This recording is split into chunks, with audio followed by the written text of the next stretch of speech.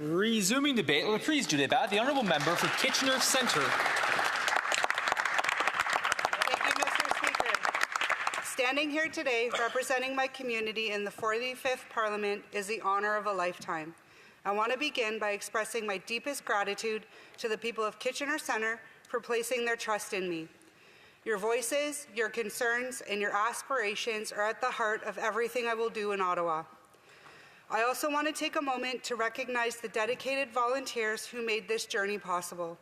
Your passion, hard work, and unwavering commitment carried me to this moment. I am not standing here alone. Each and every one of you are here with me. To my husband, Chris, my mom, my closest friends, my dad, and my daughter, Abigail. You're my strength, my motivation, and my greatest supporters. Your love and belief in me have guided me every step of this path, and I am forever grateful. To my predecessor, Mike, thank you for your service to Kitchener Centre. I will continue to be a strong advocate. Kitchener Centre is more than a place on a map. It is where I was raised. It is where my heart belongs. I attended JF Carmichael, then Queensmount, off to Forest Heights before completing my education at Conestoga, where I earned a diploma in mechanical engineering, specializing in robotics and automation. My career in management has spanned over 18 years, focusing on effective communication, fiscal responsibility, and policy creation to improve efficiencies. Principles I will carry with me into public service. I grew up in a home where money was not plentiful, but resilience and determination were abundant. I was taught the value of hard work, ambition, and the belief with effort anything was possible.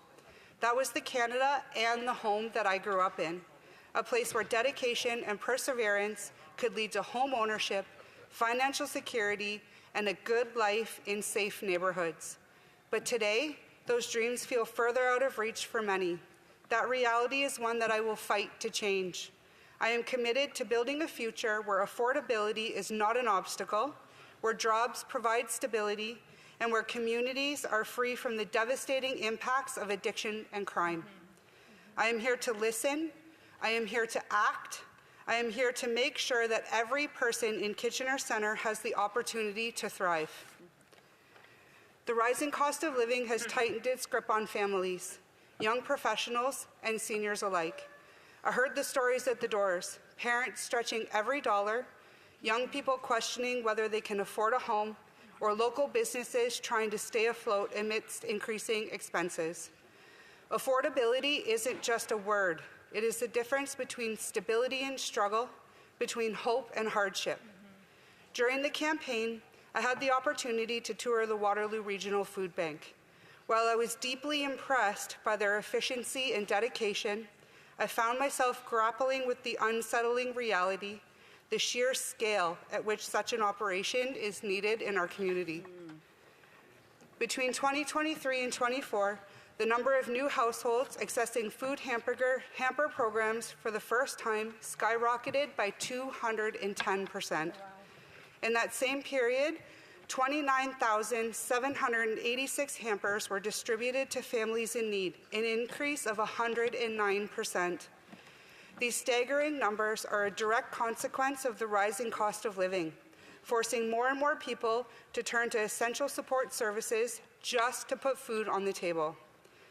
This isn't just an economic issue, it's a human one. It's a call to action, one that demands urgent and meaningful solutions to ensure that no family in Kitchener Centre or beyond has to struggle for their basic needs.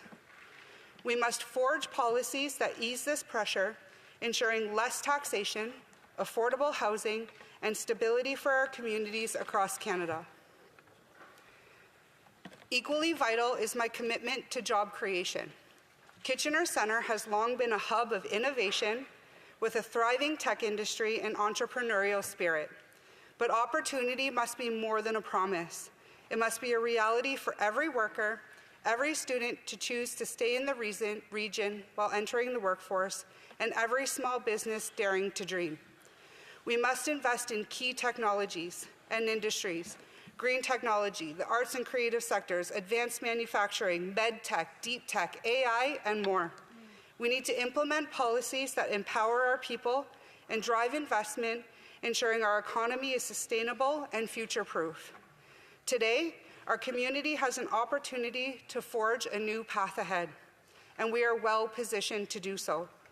We must support the initiatives of our leaders of our industries on a federal level to ensure a prosperous future for Kitchener Centre. But amid these ambitions, I must address the harsh reality that so many of our neighbours face, this drug crisis. It is a crisis that is not just statistical, it is not economic, it is profoundly human. I have listened to the voices of families who have lost loved ones, frontline business owners and workers grappling with its impact, and communities, especially in our downtown core, caught in the crossfire of addiction and crime. One conversation that deeply resonated with me was with Cynthia, a constituent from Kitchener Centre. Not only has our business suffered due to this crisis, but she also brought to my attention a critical issue, the Alexandrian. It's a residential building in the heart of our downtown, which is not alone.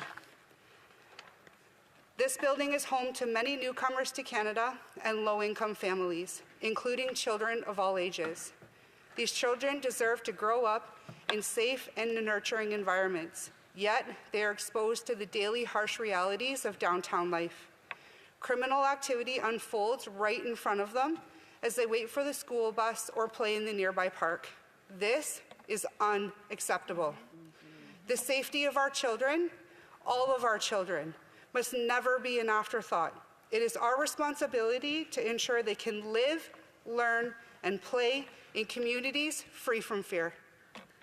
The solution is not stigma. The solution is compassion and treatment. We must expand access to mental health support, strengthen rehabilitation programs, and ensure no one falls through the cracks. I recently had the opportunity to speak with members of our outstanding Waterloo Regional Police Service, who shared with me that in 2024 alone, they responded to over 11,000 incidents in our downtown core. Since January 2025, the WRPS has been actively collaborating with our local BIA on initiatives aimed at addressing these challenges and enhancing community well-being. To further support these efforts, we must take a firm stance on crime and repeal these soft-on-crime provisions in Bill C-5 and C-75. These policies have made it more difficult to hold repeat offenders accountable and have contributed to a revolving door in our justice system.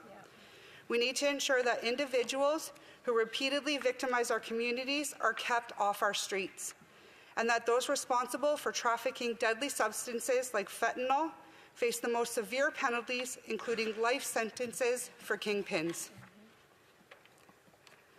I did not enter public service to offer empty words. I am here to work for the single parent balancing 2 jobs, for those living under the poverty line, for the young graduate searching for stability, for the entrepreneur building something new, and for the countless individuals wanting a second chance. Kitchener Centre is not just my riding, it is my heart, and I vow to work for you with every ounce of my dedication. To my fellow representatives in this House, let us move forward with courage and conviction. Let us not simply acknowledge these challenges, but solve them. Let us prove through action that public service is more than governance. It's the unwavering pursuit of a better future. Together we can build it. Thank you. Merci. Questions and comments. Question et commentaire. The Honourable Member for Winnipeg North. Thank you, Mr. Speaker. The member made reference to solving challenges. Within the throne speech, I want to highlight 2 things. One is the whole Team Canada approach in dealing with the Trump tariffs and trade. We saw a great demonstration of that yesterday in Saskatchewan, where the premiers gathered with the Prime Minister, and I believe is on the perfect track to move us forward. So that's one thing within the throne speech. The other that I would ask her to demonstrate very clearly is the first initiative the Prime Minister had taken right after the last federal election, and that was to give a tax break to Canadians. Will she support those 2 initiatives? The Honourable Member for Kitchener Centre. Thank you, Mr. Speaker, and for the question from my member opposite. Kitchener ranks as the 4th most affected city due to tariffs. However, our technology sector has the potential for unprecedented growth. When will the Liberal government unlock investment opportunities by streamlining and reducing taxes? The Conservative platform on investment focuses on cutting taxes, reducing regulations, and boosting economic growth. There's another one for the Liberals to copy. Please, I welcome it. Question et commentaire, l'honorable député de la Pointe de l'Île. The Honourable Member for La Pointe de l'Île. Thank you. I'd like to thank my colleague for her speech. I would like to talk about security and crime. I'd like to ask her what she thinks about the idea of creating a registry of criminal organizations and reestablishing minimum sentences for firearms offenses, ruling out community sentences for sexual assaults and other sexual crimes. What does she think of that? Sure. Again, I'd like to thank my member for his question. Thank you, Mr. Speaker. You know, when the topic came up while I was at the door knocking of this drug crisis we're facing, not one person I talked to wasn't either directly or indirectly impacted by it. Whether they have lost a loved one or know someone who has, or have seen someone in their community under the influence of these toxic drugs. What has been happening is completely inhumane. I ask the Liberals, when will they stop supporting these social experiment failed policies and start supporting mental health and rehabilitation services so we can bring our loved ones home happy, healthy, and drug-free? Questions and comments. The honourable member for Elgin St. Thomas, London South. Thank you, Mr. Speaker, and my sincere congratulations to my colleague on her election. I had the privilege of meeting her at an event in her city of Kitchener before she was the candidate, and I'm so glad to see her here. I know that she worked tremendously hard in the election, and I was just wondering if she has any stories she could share about where we are as a country right now that stand out from the doors she knocked on and the voters she spoke to that she's carried with her here to Ottawa. Member for Kitchener Centre. Thank you for the question. It was an honor to meet you during the campaign, and I'm honored to serve with you here in Ottawa as well. When I was knocking on the doors, one of the main concerns was affordability. And I think to myself, if you ask the average Canadian if they want to pay $1,400 a year for someone to consult them, I think the answer would be no. When will the Liberal government stop putting Canadians' hard-earned money into the pockets of their consultant friends so they can put it back into their own pockets instead?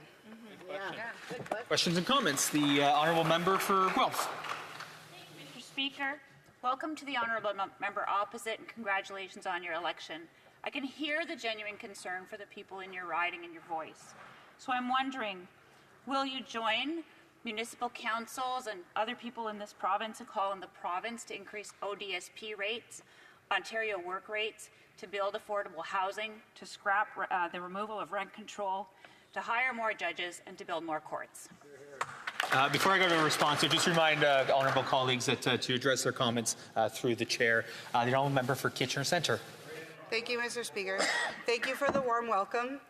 I'm here on a federal level, and I have actually started conversations with our municipalities and also with our provincial representatives to ensure that we can collaborate together, to work together for the best interest of Kitchener Centre residents. Thank you. Resuming debate, reprise du débat.